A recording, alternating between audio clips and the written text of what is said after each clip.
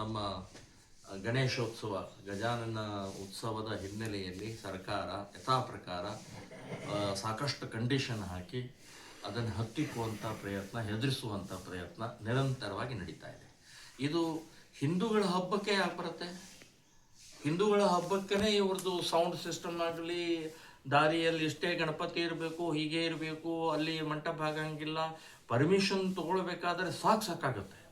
ಒಂದು ಸಾರ್ವಜನಿಕ ಗಣೇಶೋತ್ಸವದ ಪರ್ಮಿಷನ್ 5 ಕಡೆ ಹೋಗ್ಬೇಕು.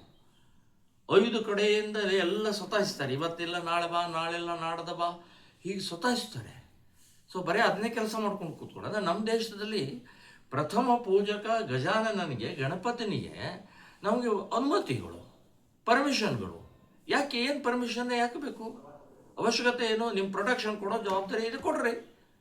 ಗಲಾಟೆ ಆದರೆ ಬಂಧಿಸ್ರಿ, ತಪ್ಪಿತಸ್ಥರು ಇದ್ದರೆ ಅವ್ರನ್ನ ಕ್ರಮ ತಗೊಳ್ಳಿ. ಅದು ಬಿಟ್ಟು ಈ ವಿಚಿತ್ರವಾದಂಥ ವಾತಾವರಣ ದಿನೇ ದಿನೇ ದಿನೇ ಜಾಸ್ತಿನೇ ಆಗ್ತಾ ಇದೆ. ಅದರೊಳಗೆ ಕಾಂಗ್ರೆಸ್ ಗೌರ್ಮೆಂಟ್ ಬಂದ ಕೂಡಲೇ ಇನ್ನೂ ಹೆಚ್ಚಿನ ಪ್ರಮಾಣದಲ್ಲಿ ಆಗ್ತಾ ಇದೆ. ರಾತ್ರಿ 10 ಗಂಟೆ ನಂತರ DJ ಹಚ್ಚಬಾರ್ದು, ಮೈಕ್ ಹಾಕಬೇಡಿ, ಯಾವುದೇ ರೀತಿಯ ಶಬ್ದ ಬರಬಾರ್ದು ಅಂತ ಹೇಳ್ತಾರೆ.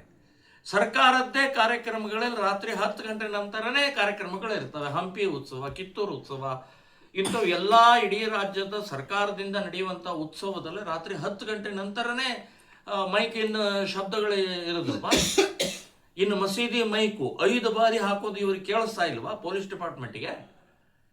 ಈ ಸುಪ್ರೀಂ ಕೋರ್ಟಿನ ಆರ್ಡರು ನಮ್ಮ ಹಿಂದೂ ಹಬ್ಬಗಳಿಗೆ ಮಾತ್ರ ಸುಪ್ರೀಂ ಕೋರ್ಟಿನ ಆರ್ಡರ್ ಹೇಳ್ತಾರೆ. ಸುಪ್ರೀಂ ಕೋರ್ಟಿನ ಆರ್ಡರ್ ಅದೇ ಮಸೀದಿ ಮೈಕಿ ಬೆಳಗ್ಗೆ 5 ಗಂಟೆಗೆ ಹಾಕ್ತಾರೆ, 6 ಗಂಟೆ ಹಾಕ್ತಾರೆ, 5 ಸಲ ಮಾಡ್ತಾರೆ. ಇಡೀ ಆಸ್ಪತ್ರೆಗೆ, ಇಡೀ ಬೇಕಾದಷ್ಟು ಜನ ಎಲ್ಲರಿಗೂ ತೊಂದರೆ ಆಗುವಂಥ ಇದರಲ್ಲಿ ಅದ್ರ ಬಗ್ಗೆ ಯಾಕೆ ಮಾತಾಡೋದಿಲ್ಲ?